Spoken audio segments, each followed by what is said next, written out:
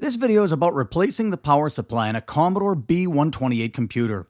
The B128 is part of Commodore's CBM2 line of computers that were intended to be the follow-up to the PET.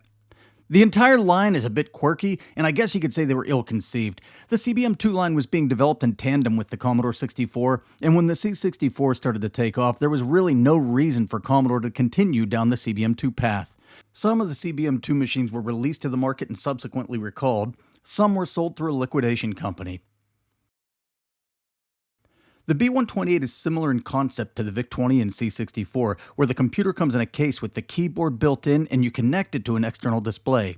It's powered by the MOS 6509 CPU, which is a 6502 variant with a banking scheme that allows the processor to address a whopping megabyte of memory, compared to the MOS 6510 in the Commodore 64, which can address 64K. It also has a SID chip for sound. The power supply in this B128 was made by General Instruments. It was working, but making a high-pitched squealing noise. I took it apart and replaced all the electrolytic capacitors, and that seemed to take care of the squealing noise, but it wasn't long before other issues cropped up. The power supply would output normal voltages for a short time, then the protection circuit would kick in and cut power completely. I was reading this Facebook post by Christian Forstruder, and the symptoms he described were similar, so since I have 7812 voltage regulators on hand, I replaced those. While I had the power supply apart, I also replaced this BU508 because the board had visible heat marks near it. What happened next was pure stupidity on my part. I put everything back together and powered the computer on without testing the power supply first. Sparks shot out of the PSU and up through the vents of the computer case. I didn't have it on video, so sorry you don't get to see that. Fortunately, the internal fuse in the power supply blew, but I had no way of knowing whether any damage had been done to the computer or not. I was a bit shaken by the experience and decided that since I don't have the skills and knowledge to fully diagnose issues with these power supplies, my safest path to having a working power supply would be to replace this old General Instruments power supply with a shiny, brand new Meanwell power supply. It's what I should have done in the first place. Lesson learned. I'm using the Meanwell PPT125B, which provides all the outputs the B128 needs. 5 volts rated at 11.5 amps, 12 volts at 3 amps, and negative 12 volts at half an amp. Its overall dimensions should allow it to be mounted inside the original General Instrument case, preserving the original look of the computer. So the original General Instruments power supply, it sat in the case like this, with mains power coming in on this end and the transform power coming out that end. And you can see that a ground screw connected the ground to the case here. So when I connect the Meanwell, when I try to mount it in the case, I probably want to orient it the same way. So mains comes in on this side in the Meanwell, and the transform power comes out there. So I probably want it oriented about the same way. I'm obviously going to have to remove these plastic tabs, or the plastic mounts. So let's get that done first.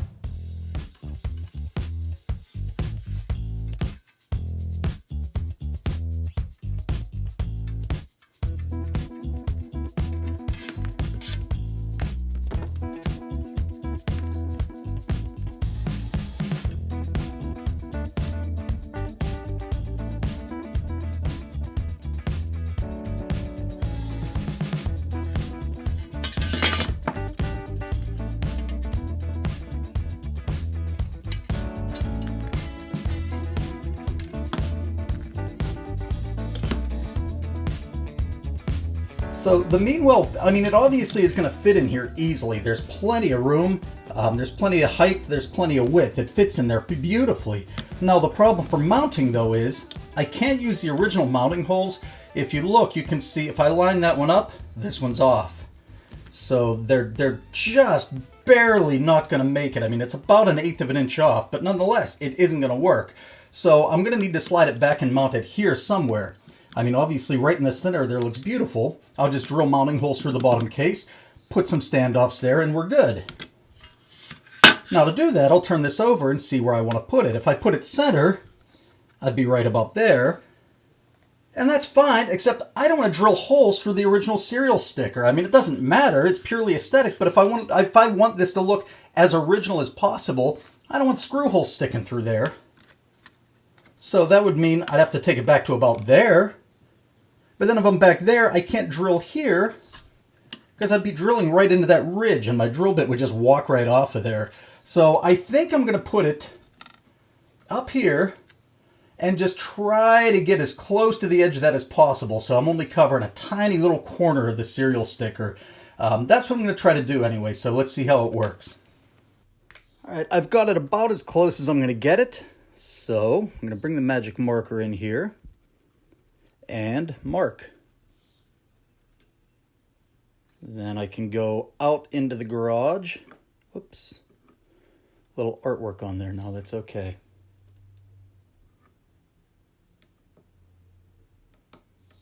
That one is on the sticker, I can even feel it there. Did I get a mark? Yes. So you see my 4 marks. That's where I'm going to be drilling, and I am going to hit the corner of the sticker, unfortunately, but it's about the best I'm going to get. All right, sorry for the poor lighting, but I'm out here in the garage working on the garage floor. So, little tip from my old machine shop days. I have my marks there. If I just try to drill, the drill is going to walk all over the place. So what you want to do is you want to whack it with a center punch. That'll let the drill bite and guide right in there. You'll get a perfectly straight hole. Wonderful. Now, this is offset. There's that little lip there. If I just sat this on the ground like this and put my center punch there and gave it a good whack, I'm going to bend this and deform the whole case. I don't want to do that. So what I'm going to do, just put a piece of flat, solid metal under there. This happens to be an old magnetic base, also from my old machine shop days. So I'll put that under there, line myself up right where I want to be, and give it a whack. Didn't deform the metal at all, and gave me a really nice little spot there where I can drill.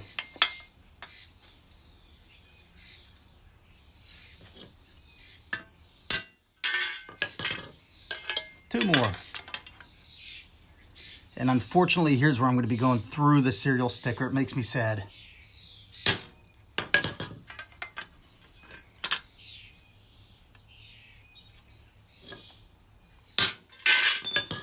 Okay, got 4 center punches in there. We are ready to drill. So time to start drilling here. I have it clamped into my workmate here, the Black & Decker workmate. That just holds it nice and secure. I'm going to be using WD-40 as coolant because I don't have cutting oil. And also, I am somehow bleeding. And if you're not bleeding, you're not working hard enough.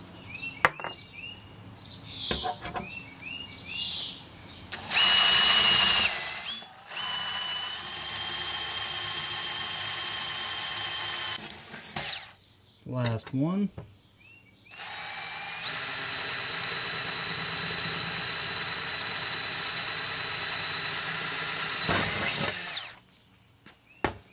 Okay, we've got holes. Okay, we're back in the Commodore room, and I've got my holes drilled there. We're looking good. Next thing we need is standoffs. I'm going to use brass standoffs. They don't need to be particularly long, so I'm going to use probably that size. So we need 4 of these.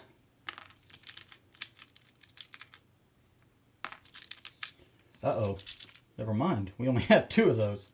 Oh wait, there's more over here. They got all jumbled up. 3, and do I have one more in here? I think, yeah, there's one.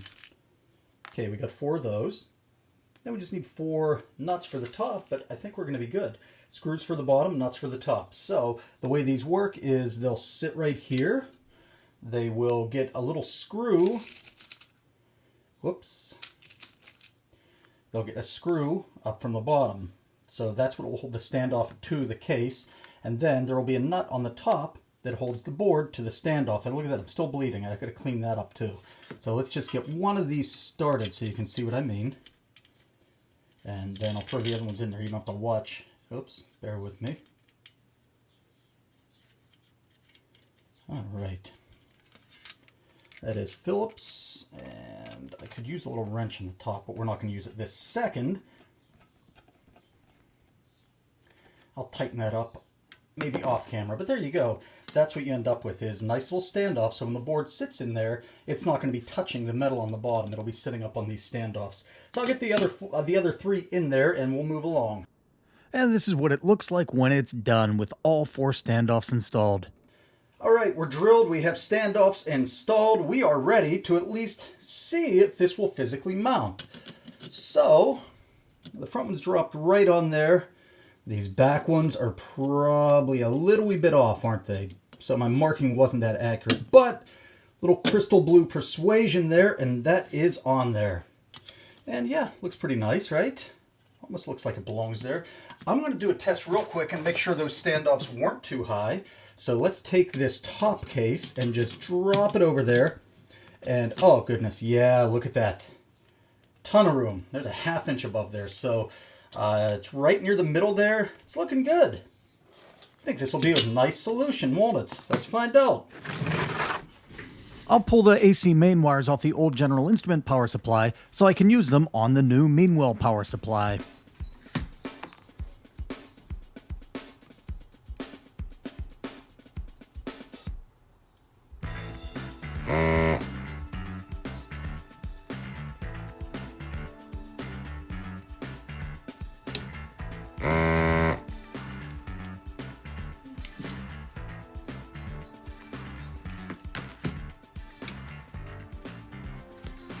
I'll remove the connector from the front of the Meanwell here. I'm going to solder the AC input wires right to the PCB, just like they were in the General Instrument power supply.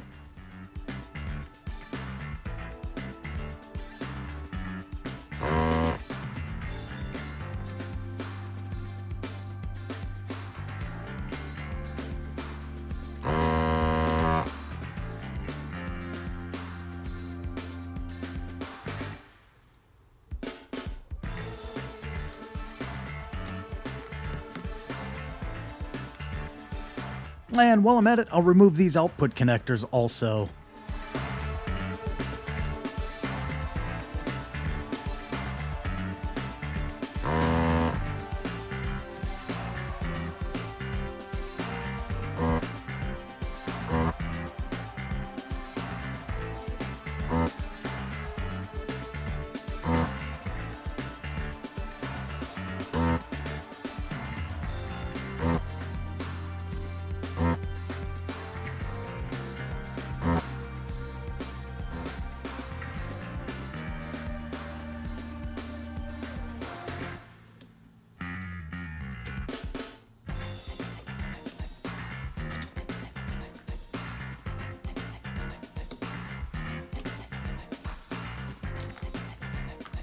I'll solder these AC main wires straight up to the board.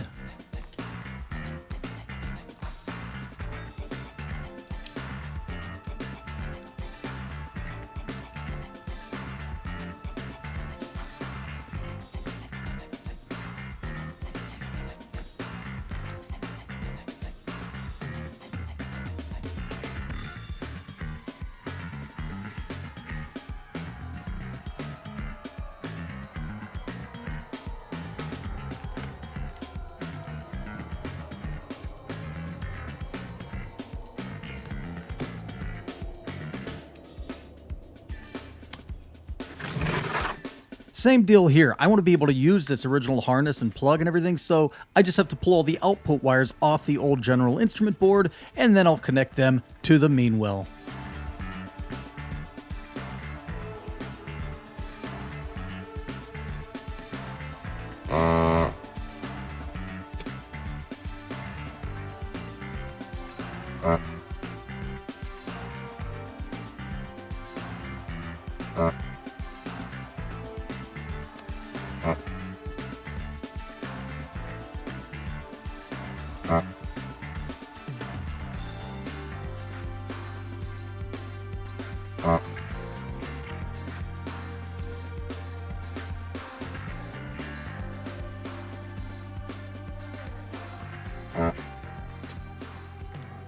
I've got the output wiring harness removed and ready to connect to the new Meanwell, but how do I know what to connect to? I grabbed this CBM2 schematic from Zimmers.net.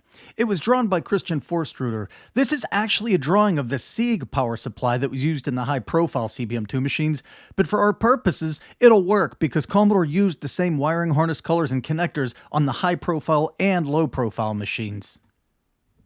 The orange wire is 12 volts. The two blue wires are both ground wires. The red wire is negative 12 volts, and the yellow wire is 5 volts. The documentation for the Meanwell PPT125B describes each output pin. I put together this illustration to make it easy for you if you want to do this mod yourself. Red to pin 1, orange to pin 2, the blue wires to pins 4 and 5, and the yellow wire goes to pin 10.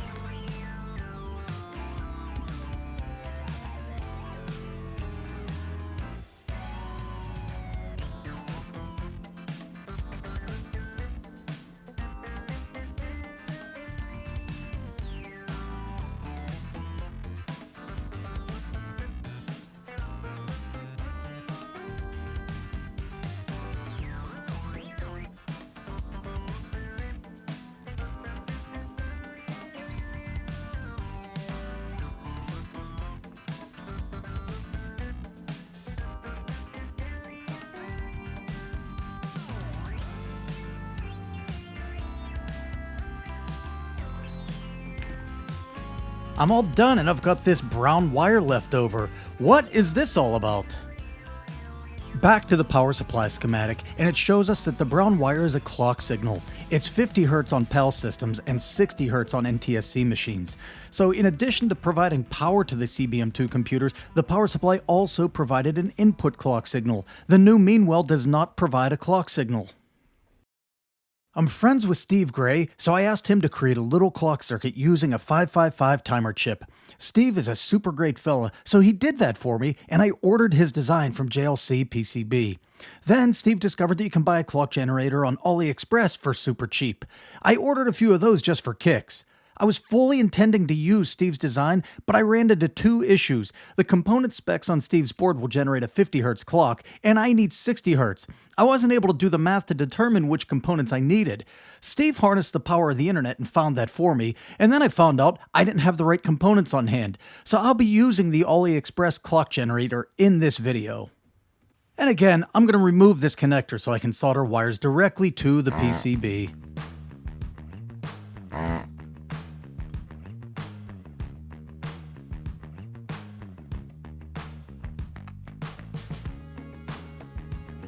To match the existing wiring harness, I'll use blue for ground and yellow for the 5-volt input to the clock generator.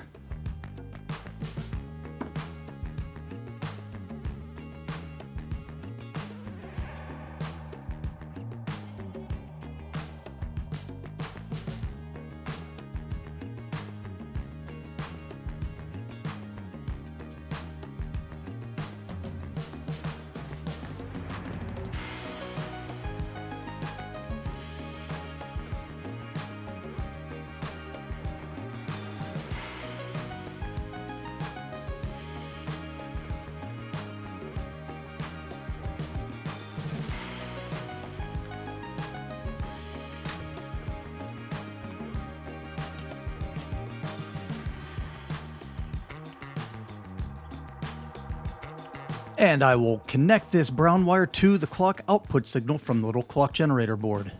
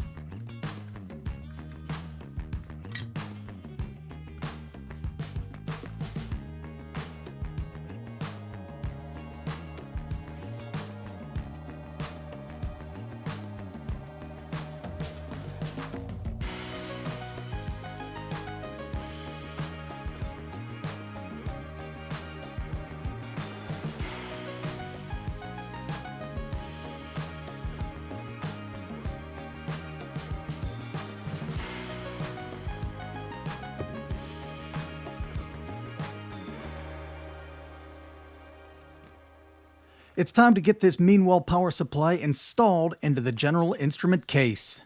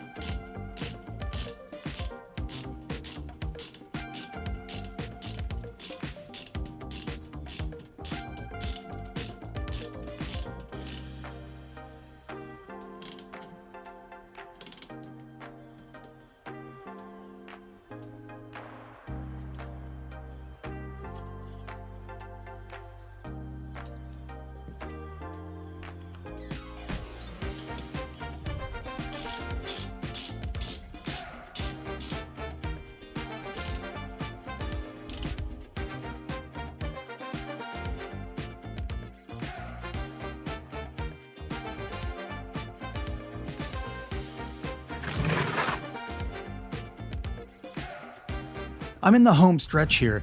Before I connect the power supply output to the CBM2 board, I'll connect AC main power and test the outputs.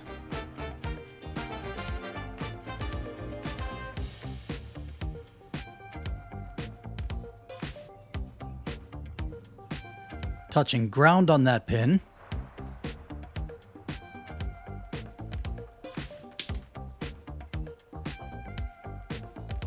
Alright, great. Negative 12 volts. 12 volts. And 5 volts. This looks perfect.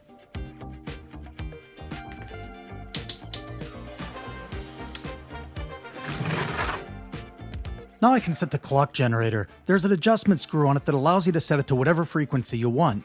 I'll use a logic analyzer to watch the clock signal and adjust while I'm watching until I dial it into 60 Hz. An oscilloscope would be just fine for this. I don't need to use a logic analyzer, but my oscilloscope takes up more bench space and it's buried in the corner of the room.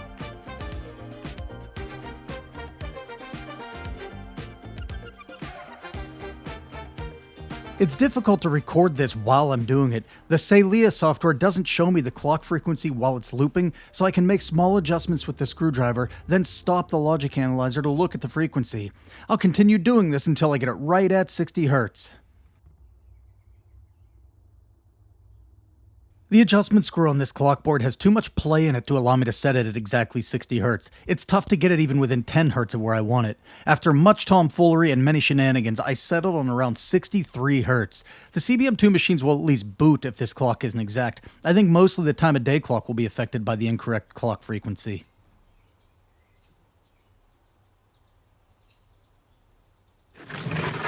That's everything. I'm going to get it all put back together into the General Instrument case so it looks just like it did when the computer was made. You won't even be able to tell I've done this modification. I ended up not mounting that little clock board anywhere because it's so tiny and light, it doesn't move. The wires are stiff enough to hold it in place. That, plus, since it's not perfect, once I get the right parts on hand, I'm going to go back and use the proper components on Steve Gray's little clock board so I get exactly 60 Hz. So I'm not real worried about this right now. It can sit in there and flop around for a couple days until I do the right thing.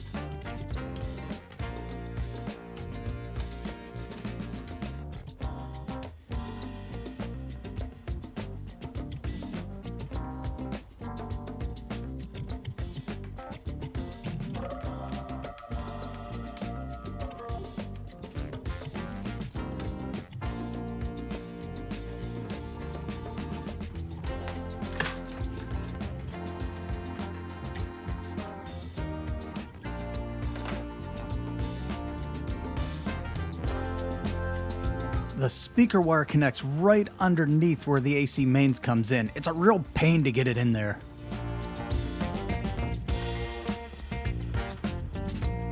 The ground screws onto this little metal tab here.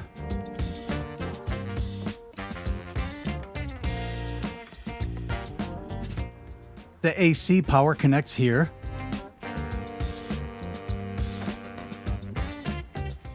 Keyboard. And finally, the output from the power supply connects to the board over here.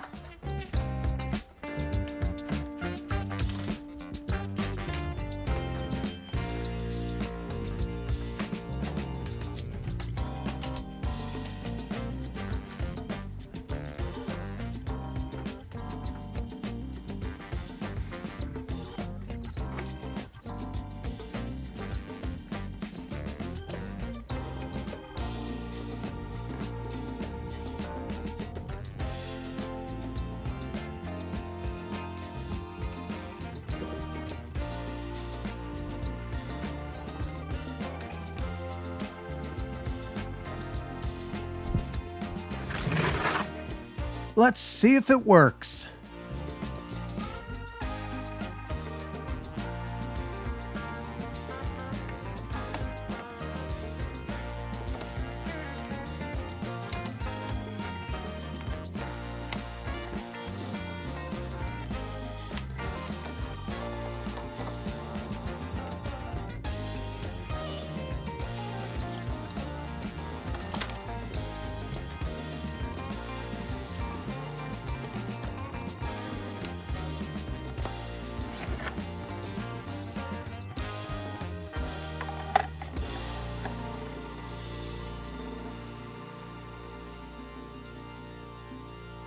Remember, the last time I powered this on, sparks shot out the top of the case, and I didn't know whether I damaged the computer or not.